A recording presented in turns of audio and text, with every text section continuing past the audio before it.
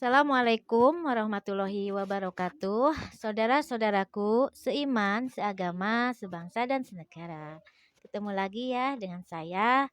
Biasalah saya akan selalu membagi-bagikan ilmu yang benar karena membagikan ilmu yang benar itu hukumnya wajib dan itu disuruh oleh Tuhan untuk menyebarkannya. Jadi kalau kita punya ilmu yang benar, kita pun wajib untuk menyebarkan. Itu disuruh oleh Tuhan ya. Jangan sungkan-sungkan kalau punya ilmu yang benar bagikan ya atau sebarkan. Nah, sekarang saya akan membahas sekarang kan bulan Maulud atau Rabiul Awal ya. Di saat pemimpin kita umat Islam dilahirkan ke alam dunia ini pada tanggal 12 Rabiul Awal, malam Senin jam 3 malam. Dan kita sebagai umatnya wajib ya untuk memperingati hari kelahiran pemimpin kita atau hari sakral atau hari suci kelahiran pemimpin umat Islam. Sebagai umat Islam, kita pun wajib untuk memeriahkan kelahirannya. Dengan cara apa kita wajib memeriahkan kelahirannya? Dengan cara kita kumpul bersama, berbagi-bagi makanan minuman bagi yang mampu ya, bagi yang mampu membagikan minuman, makanan kepada yang berada di sana.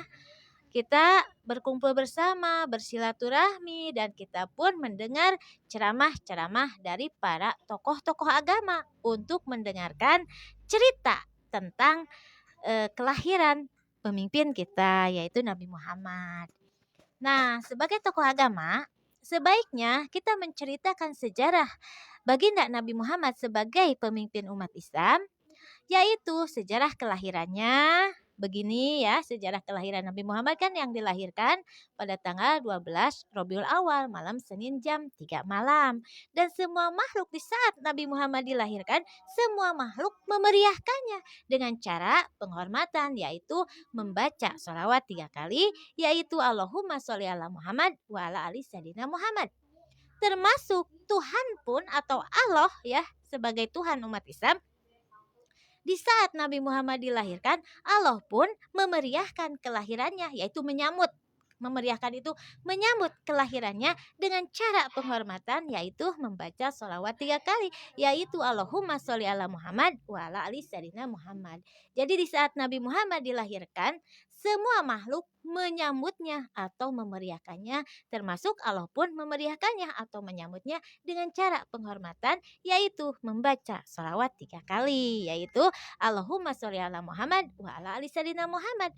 Dan sebagai umatnya kita wajib memeriahkan kelahirannya dengan cara berkumpul bersama, membagikan makanan, minuman, dan mendengar tausiah-tausiah dari para tokoh agama ya. Dan para tokoh agama pun yang terpenting ya menceritakan sejarah Nabi itu dan menjelaskan yang dibawa oleh Nabi Muhammad sebagai pemimpin umat Islam. Apa yang dibawa oleh Nabi Muhammad sehingga ketika dilahirkannya semua makhluk memeriahkannya? Apa keistimewaan Nabi Muhammad sebagai pemimpin kita?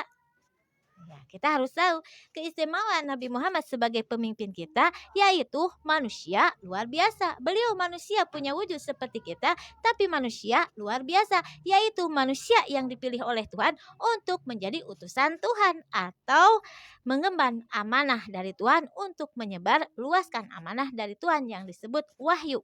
Yang wahyu dari Tuhan itu melalui malaikat Jibril itu, wahyu itu ilmu-ilmu jalan kebenaran dari Tuhan untuk diberikan kepada Nabi Muhammad dan diamalkan oleh Nabi Muhammad beserta oleh Nabi Muhammad disebarluaskan untuk diamalkan oleh pengikut Nabi Muhammad atau disebut umat. Jadi yang wajib kita harus tahu di saat kelahiran Nabi itu kita memeriahkan dan kita menjalankan yang dibawa oleh Nabi Muhammad supaya kita mendapat syafaatnya ya. Jadi kita wajib ya memeriahkan kelahiran Nabi Muhammad di saat 12 Rabiul Awal. Tapi kita yang terpenting jalankan yang dibawa oleh Nabi Muhammad supaya kita mendapat syafaatnya atau keselamatan dunia dan akhirat. Dan kita harus tahu apa yang dibawa oleh Nabi Muhammad untuk umatnya. Kita harus tahu ya, yang dibawa oleh Nabi Muhammad untuk umatnya yaitu kitab suci Al-Quran. Apa isinya kitab suci Al-Quran? Kita harus tahu isinya kitab suci Al-Quran itu hukum-hukum kehidupan yang sudah diatur oleh Tuhan. Yaitu isinya kitab suci Al-Quran itu niat, sholat, akhlak yang baik, dan menjalankan hukum-hukum kehidupan yang sudah diatur oleh Tuhan. Jadi hidup ini tidak seenak dewe atau tidak sekeinginan hawa nafsu kita. Tapi hidup ini ada aturan-aturan dari yang maha kuasa yang diberikan kepada pemimpin kita, Nabi Muhammad. Ya, bagaimana cara kita menjalankan hidup ini? Kita harus tahu ya, menjalankan hidup ini yang terpenting niat dulu ya, karena pokok inti kehidupan itu niat, sholat dan akhlak, yaitu niat dalam hati, diucapkan dalam bibir, dan digerakkan dalam perbuatan. Apa itu niat? Kita harus tahu. Karena semua amal ibadah kita tergantung niat ya, semua amal perbuatan kita tergantung niat. Kalau niat kita baik, dikeluarkan dalam bibir baik dan diamalkan akan menjadi baik. Kalau niat kita buruk, ucapan buruk dan perlakuan akan buruk. Maka niat menjadi pokok inti yang pertama. Yaitu yang dibawa oleh Nabi Muhammad itu niat kebaikan, menjalankan kebaikan, ikhlas dalam menjalankan kebaikan, mengharap keridhaan Allah. Dan yang kedua, sholat 5 waktu, awal waktu apabila tidak uzur. Kecuali kalau uzur bisa diakhirkan. Apa itu uzur? Kita harus tahu. Uzur itu seperti sakit ya, ketika datang waktu azan kita sedang sakit. Ya kita bisa mengakhirkan waktu. Kalau sudah sembuh baru kita sholat ya. Sakit di perjalanan yang jauh, sibuk kita dalam keadaan musibah atau ada yang meninggal atau ada yang kecelakaan, di saat waktu sholat kita pun wajib mementingkan dulu orang yang kecelakaan atau ada musibah. Kita bisa mengakhirkan. Tapi kalau meninggalkan sholat itu hukumnya dosa. Dan yang ketiga, akhlak yang baik. Dan akhlak yang pertama, tutur kata yang baik dan sebagai sodakoh jariah yang pertama. Dan kesananya kita menjalankan hukum-hukum kehidupan yang sudah diatur oleh Tuhan. Karena kehidupan ini ada cara-caranya dari Tuhan. Seperti hukum kepemerintahan kan yang sudah saya jelaskan dalam video saya ya.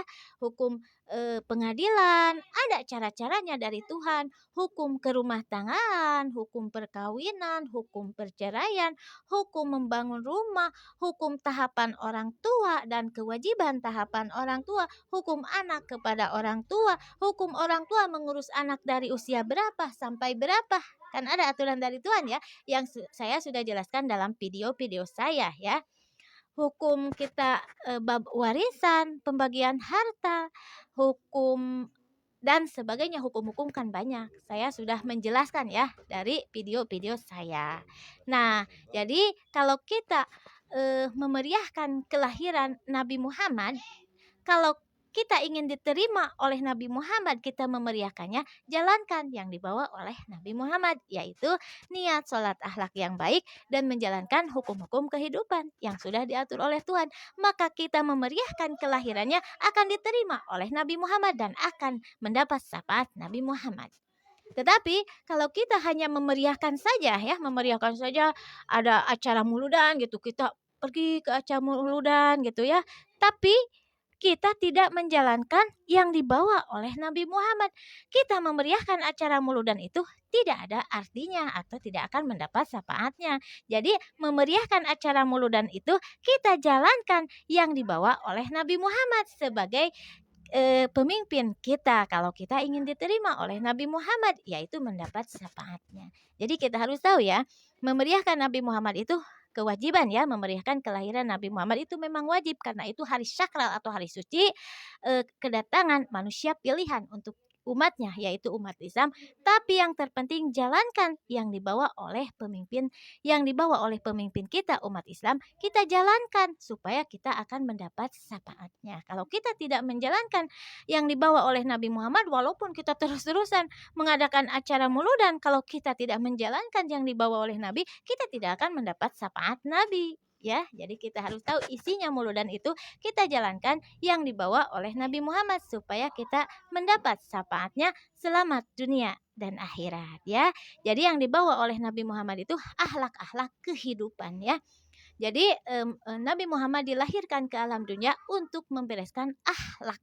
Karena waktu itu akhlak-akhlak sangat biadab atau kacau balau atau tidak tahu jalan kebenaran. Nah, sampai sekarang pun Kalau kita tidak tahu ilmunya dari Nabi Muhammad, ilmu yang sebenarnya,